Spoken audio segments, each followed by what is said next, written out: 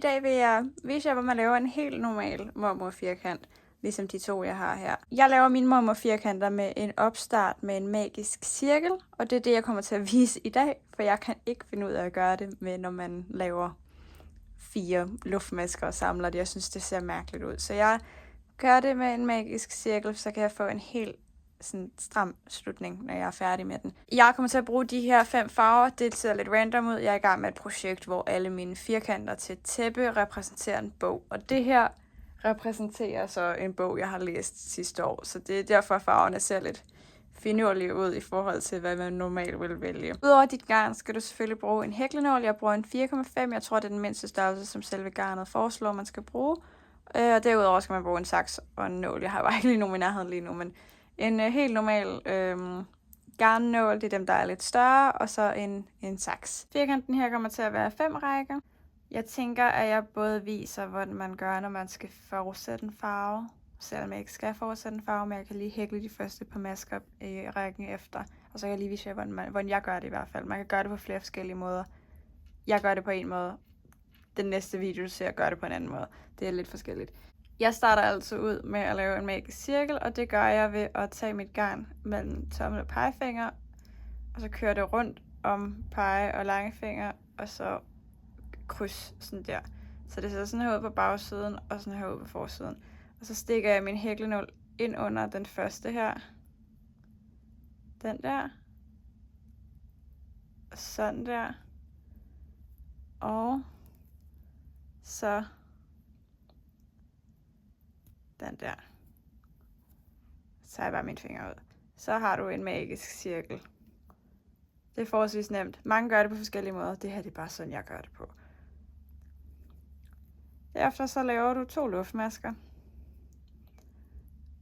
Normalt vil det være 3. Jeg synes bare lidt, at den der en hernede tæller som en. Så jeg laver altid 2. Og så laver du 2 stangmasker ind i cirklen. Og den her bliver det lidt kontroversielt på en eller anden måde. Jeg hækler altid 2 luftmasker i mine hjørner, for det er der, vi er nået til nu. Det her det er en side på den her firkant, så er det den her, vi lige har lavet. Og det er så her, vi er nu. Jeg hækler 2, for jeg synes, at hjørnerne bliver lidt for løse, hvis jeg hækler 3. Hvis du synes, det ser for småt ud, så kan du hækle 3. Jeg ved, der er mange, der gør det med 3, så det er smag og behag. Og så tager jeg bare og laver 3 stangmasker. Og grunden til, at vi lavede 2 stangmasker i den første, det er fordi, at de der 3 luftmasker, 2 eller 3 luftmasker, alt efter hvad du er gået med, det tæller som vores første stangmaske. Så har vi 3. Og det er så et hjørne og 2 sider. Så laver jeg 2 luftmasker.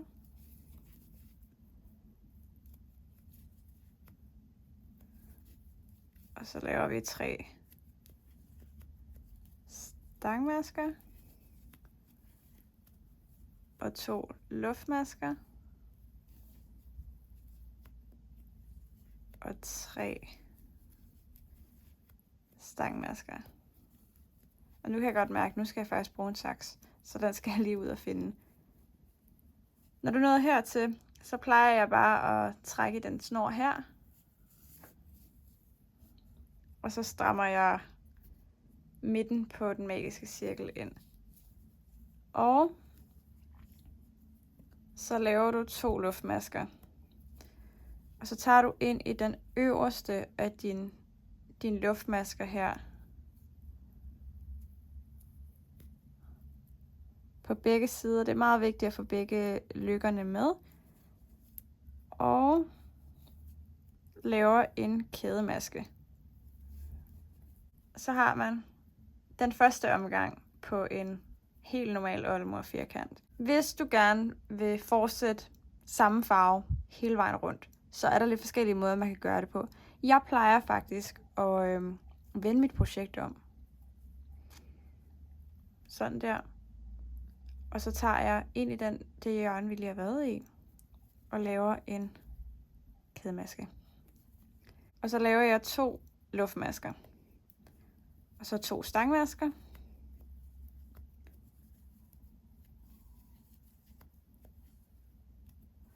To luftmasker, som så danner et hjørne. 3 stangmasker.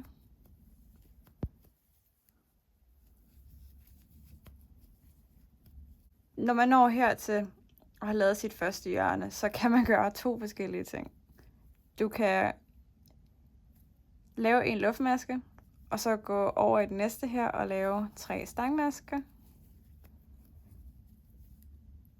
Det giver et lidt større mellemrum at arbejde i, når man skal lave næste omgang.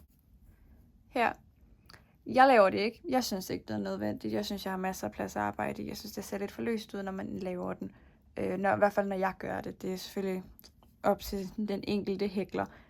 Hvis du følger en helt normal opskrift og gør ligesom som de har sagt, du skal, så skal du lave den her luftmaske her. Jeg laver den bare ikke. Men ja, det er en af de måder, man kan skifte farve på. Så vil det bare være fortsat med 2 luftmasker, 3 stangmasker, en luftmaske, 3 stangmasker, 2 luftmasker, 3 stangmasker, en luftmaske og så videre, ikke? Indtil man er nået hele vejen rundt, og så samler man den bare med en kædemaske. Du kan også, nu går vi lige tilbage. Hvis du ikke gider at vende projektet om, bliver det rigtig teknisk. Hvis du ikke gider at vende projektet om, hvis du gerne have frontsiden af dine masker vender mod frontsiden af din firkant på alle rækkerne, så kan man også tage og lade være med at vende det om, og så lave lave en kædemaske ind i hjørnet, så ind i det mellemrum her.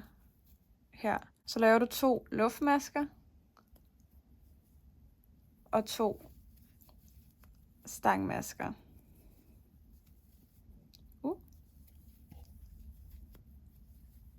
Og så har du den første del af dit ene hjørne. Så igen kan du vælge at lave en luftmaske her, eller lade være. Jeg lader være den her gang, så kan du se forskellen på det. Og så går du over i det næste hjørne og laver 3 stangmasker, 2 luftmasker og 3 stangmasker.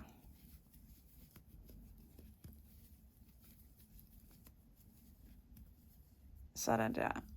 Når du når herover igen, så afslutter du med at lave 3 stangmasker ind i hjørnet. Så laver du 2 luftmasker og samler med en kædemaske herover. Jeg kan bedst lige at gøre det på en anden måde, fordi så bygger jeg hele mit hjørne op i en og slutter her i stedet for. Det synes jeg ser lidt pænere ud, når man er færdig. Men det er igen op til dig, hvordan du har tænkt dig at gøre det. Men jeg skal ikke bruge den her omgang her, så vi piller den lige op igen, for jeg skal videre til den blå farve, og så kan jeg vise jer, hvordan jeg skifter farve. Jeg gør det på en lidt anderledes måde, end hvad mange mennesker gør nemlig. Jeg skal bare lige sådan der. Jeg finder lige en saks, så jeg kan klippe mit garn op, og så viser jeg jer, hvordan man skifter farve, og hvad man så gør i omgang 2 hele vejen rundt. Okay, jeg har fundet en saks, så du klipper dit garn. Gerne klip af, så du har nok til at sy enderne ind. Det er lidt smag og behag, og det går meget an på, hvilken nål man har arbejdet med. Min nål er cirka så lang her, så jeg vil gerne have noget, der i hvert fald er dobbelt så langt, sådan så jeg kan få nålen ind i projektet igen. Så jeg klipper cirka her, og så trækker jeg garnet igennem. Og så er den her runde afsluttet. Man kan også, jeg har ikke tænkt mig at vise det, for jeg kan ikke finde ud af det. Man kan lave et farveskifte, uden man skal til at starte på ny hver gang. Jeg synes, det ser mærkeligt ud. Jeg har prøvet mig på det en gang. Jeg kan ikke finde ud af, hvad man gør. Så jeg har fundet på min egen lille måde her, som giver lidt mere mening op i mit hoved. Og det er det skal. Det skal give mening for dig, det skal ikke give mening for mig. Jeg vender mit projekt om, for jeg kan godt lide den måde, det ser ud, når man har frontside, bagside. Du behøver ikke at vende det om, du kan sagtens køre frontside hele vejen rundt. Så jeg vender det bare lige om, og så tager jeg et hjørne, der ikke er det hjørne, jeg lige har afsluttet i. Jeg plejer bare at tage det modsatte. Og hvis jeg gør det herover, så synes jeg, at den her har det med at gå op, mens jeg hækler ind i hjørnet. Plus, hvis jeg bliver ved med at gøre det i samme side, så får jeg jeg får en bulet firkant i den ene side, fordi der er alle snorene, der skal syes ind der. Så ved at jeg tager den herover, så er bulerne fordelt ud over firkanten, og så virker det lidt mere naturligt. Så stikker din nål ind i det hjørne, du gerne vil starte i, og så tager du dit garn, og så giver du en god hale på den. Sådan her cirka, ikke? Har jeg givet den. Og så tager du, holder på dit garn sådan her. Det tænker jeg er nemmest lige til at starte med. Og så hiver du begge snore igennem, og laver en lykke sådan der. Det tæller som din første luftmaske. Og så giver du bare slip på den her. Jeg rykker den lige op forrest, fordi jeg gerne vil have alle snorene på bagsiden. Og det behøver du ikke at gøre, hvis du laver det frontside. Det er fordi, jeg skifter. Så laver du 2 luftmasker. Det tæller som din første stangmaske. Og så laver du 2 stangmasker.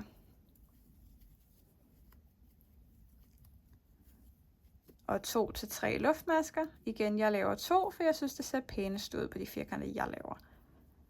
Så laver du 3 stangmasker. Igen ind i hjørnet. Bare ind i det mellemrum her. 2 og 3. Og over i det næste hjørne laver vi 3 stangmasker. 1, 2,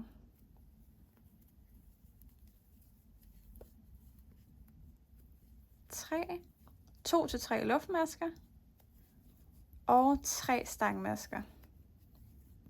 Der er et fint lille hundehår der. 1, 2, 3. Sådan der, ikke? Inde i det hjørne her, hvor du har din hale fra den tidligere, der vil jeg bare lige holde på den, så den ikke er i vejen. Og så tager du igen bare ind i det mellemrum, der er blevet lavet,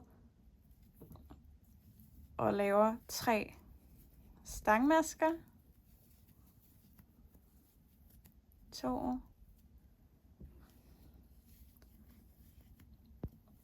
3. 2 til 3 luftmasker. Og 3 stangmasker. 2. 3. Yes.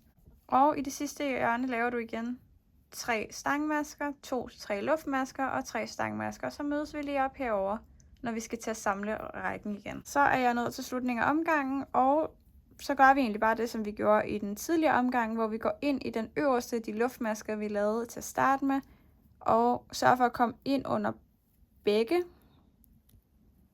omgange, eller begge lykker. Det kan godt være lidt svært. Jeg har svært ved det. Jeg har hæklet i mange år nu, og jeg slår stadig med det en gang imellem. Og så tager du og laver en kædemaske. Og det er bare at hive garnet igennem den maske herover, og så igennem den lykke, du havde på nålen. Og så skal jeg igen skifte farve.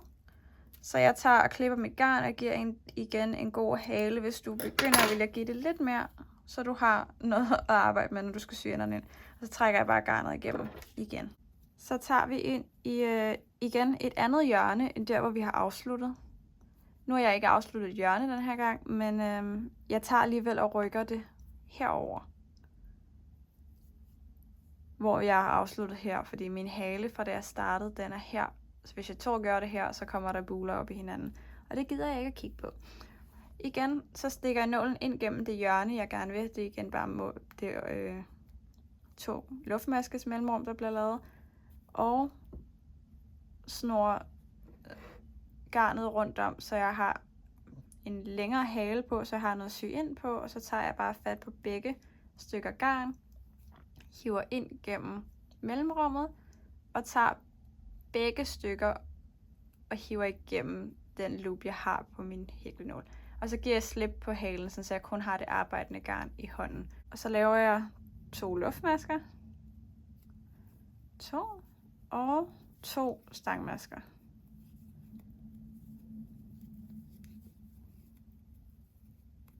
Og 2 luftmasker. Og så laver du 3 stangmasker. 2, 3. Og så er vi et sted, hvor der ikke er et hjørne. Så det du gør, er, at du tager og laver 3 stangmasker ind i det mellemrum, der er her.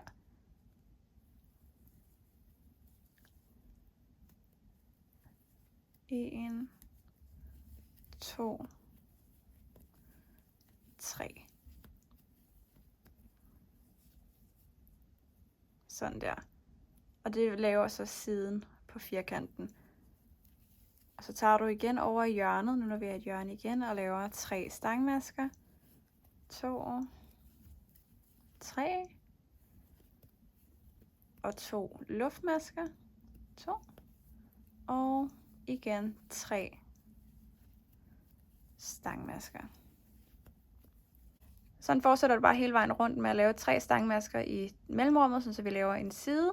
Og så laver du 3 stangmasker, 2 luftmasker, 3 stangmasker i hjørnerne, og igen 3 stangmasker, og 3 stangmasker, 2 luftmasker, 3 stangmasker, og så 3 stangmasker igen her. Og så mødes vi op her, når vi skal samle den igen. Så er jeg færdig med omgangen igen, og ligesom vi har gjort i de 2 tidligere omgange, så tager vi ind i den øverste af de 2 kædemasker, så ikke ind her, men ind her. Og går ind gennem begge løkker, så du har 2 løkker på krogen. Og så hiver du dit garn igennem og laver en kædemaske. Og så klipper du dit garn. Hvis du i gang med hæklingen opdager, at din firkant begynder at krølle lidt i hjørnerne, ligesom den her gør, så er det simpelthen fordi, der er for lidt masker i hjørnerne. Jeg arbejder med uld, så jeg kan få det til at gå væk ved at blokere det til sidst. Så det er derfor, jeg ignorerer det lidt. Hvis du arbejder med bomuld for eksempel, eller akryl, og det gør det, så er det rigtig svært at få væk, uden at man skal kæmpe lidt for det. Så der kan det godt være en god idé, i stedet for at lave 2, som jeg siger, man skal gøre, så lave 3 masker i hjørnerne. Og igen lave den der ene maske, luftmaske her, ind imellem. Det hjælper lidt på, at de ikke krøller, når det er, man hækler dem. Så hvis du står, og den krøller, så gør det. Så bare tilføj en maske i hjørnerne, og tilføj en maske mellem alle dine kloster, du laver. Ja. Jeg tænker, vi går videre til næste omgang. Det er meget ensartet i firkant. Man behøver ikke som sådan at skulle kigge på en opskrift hele tiden, når først man har lært den. For det er 3, 3, 3, 3, 3 hele vejen rundt. Og jeg tænker, jeg viser igen, hvordan I fastner garnet. Når jeg kigger på bagsiden af mit projekt, så vil jeg gå ind her op, for der er mindst hæler i forvejen. Så jeg går igen ind i hjørnet. Det er lidt nemmere at se på det lyse. Går ind i hjørnet og tager mit garn på nålen sådan her. Holder det med begge fingre. Trækker begge stykker garn igennem. Og så går jeg ind og tager begge stykker garn og laver en lykke. Igen så trækker jeg garnet om på bagsiden af mit projekt, fordi jeg skifter side, men det behøver du selvfølgelig ikke at gøre, hvis du bare gør det på den klassiske måde. Så laver du 2 luftmasker. Sådan der. Og 2 stangmasker. Og 2 luftmasker. Og 3 stangmasker. Inde i det samme hjørne. Sådan der. Så er der 2 mellemrum den her gang, før vi når til det næste hjørne. Og det du gør her er, at du laver 3 stangmasker ind i det første mellemrum. 1, 2 og 3. Og så laver du igen 3 stangmasker inde i mellemrum nummer 2. Og 3. Sådan der. Så er vi nået til hjørnet igen, og ligesom vi har gjort alle de andre omgange, så er det 3 stangmasker. 1, 2. Hov. Den blev ikke særlig pæn. 2, 3, 2 luftmasker og 3 stangmasker. 2. Og sådan fortsætter du bare hele vejen rundt.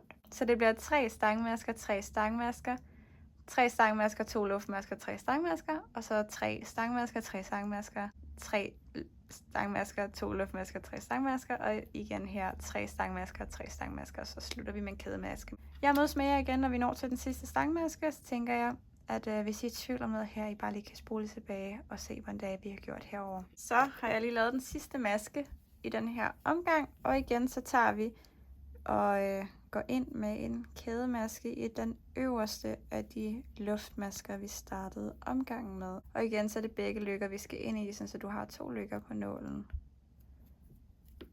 Så trækker du bare garnet igennem. Sådan der. Så har du en kædemaske. Og så igen klipper du dit garn og trækker det igennem. Nu skal vi til at putte den sidste farve på. Jeg har lavet beslutning for, at jeg går efter det her hjørne, og det er fordi, den orange og den eneste farve, der jeg har, den er meget langt nede, så der kommer ikke rigtig til at være en bule. Så jeg stikker min nål ind her. Sådan der. Igen, så hæklenålen ind i hjørnet. Garnet foldet over sig selv, og så tager du i enden og trækker igennem. Og trækker igennem igen. Så du har begge stykker garn med, og så giver du bare slip på den der, på halen, og så laver vi 2 luftmasker, sådan der, og 2 stangmasker.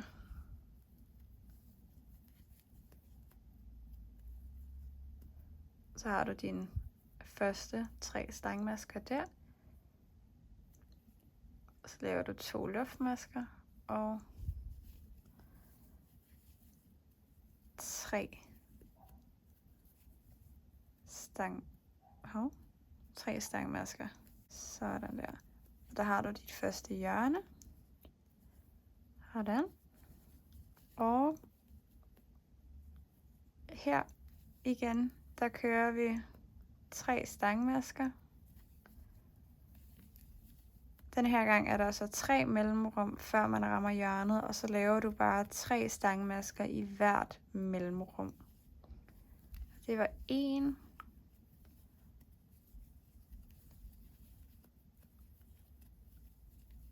Og 2.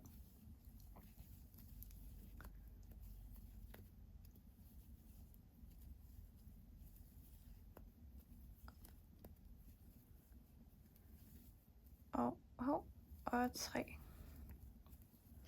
Så er vi nået til hjørnet igen, og så er det bare igen 3 stangmasker.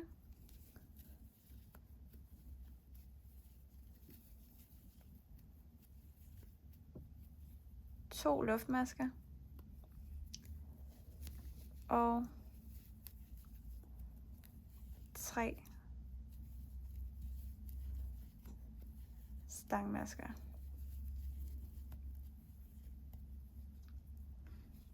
Og så har du den første side der. Og så fortsætter du bare med at lave 3 stangmasker i alle 3 mellemrum. 3 stangmasker, 2 luftmasker, 3 stangmasker. 3 stangmasker i alle 3 mellemrum. 3 stangmasker, 2 luftmasker, 3 stangmasker. Og så til sidst 3 stangmasker i alle 3 mellemrum. Og så mødes vi op her i slutningen af den sidste stangmaske. Så har jeg lavet den sidste stangmaske, og ligesom vi har gjort på alle de andre omgange, så tager vi ind i den første af luftmaskerne, vi har lavet, og samler med en kædemaske. Sådan der. Og sådan der. Og hvis det her er din sidste omgang, det kommer det til at være på den her, så klipper du bare garnet, hiver det igennem og syr dine ender ind. Hvis du gerne vil have den lidt større, du kan jo i realiteten lave en murmelfirkant, der er tæppestørre, så du skal bare blive ved og blive ved og blive ved. Den eneste forskel, der kommer til at være på de forskellige rækker, når du gør sådan, er bare, at der kommer til at være flere mellemrum mellem hjørnerne, og så er det jo bare at sørge for at lave 3 stangmasker i alle mellemrummene. Og så 3, 2, 3, eller 3, 3, 3, alt efter, om du synes, tæppet begynder at bøje, når du skal lave det større. Jeg klipper mit garn her. Jeg har ikke tænkt mig at sy enderne ind, for jeg skal i realiteten have en så omgang på, men den omgang, det er med 2 tråde, og den er besværlig at lave, så det bliver ikke lige nu. Men ja, jeg håber, at det kunne bruges til noget. Jeg ved, der er mange videoer på det her derude, og jeg er ikke den første, der forklarer det, men jeg har min egen måde at gøre tingene på, så jeg tænkte, ved du hvad, nu prøver jeg lige at se, om det er noget, folk kan bruge til noget. Hvis I har nogle spørgsmål, så stil dem endelig i kommentarfeltet, så må jeg lige prøve at se, om jeg kan finde ud af at forklare mig ud af det. Og hvis I synes, at det var til at bruge til noget, så må I meget gerne overveje at give et like og måske et subscribe. Men det er op til jer. I behøver ikke gøre det. Jeg er bare glad for, at I ser videoen. Nå, ja. Det var det for den her gang. Og vi ses i næste video.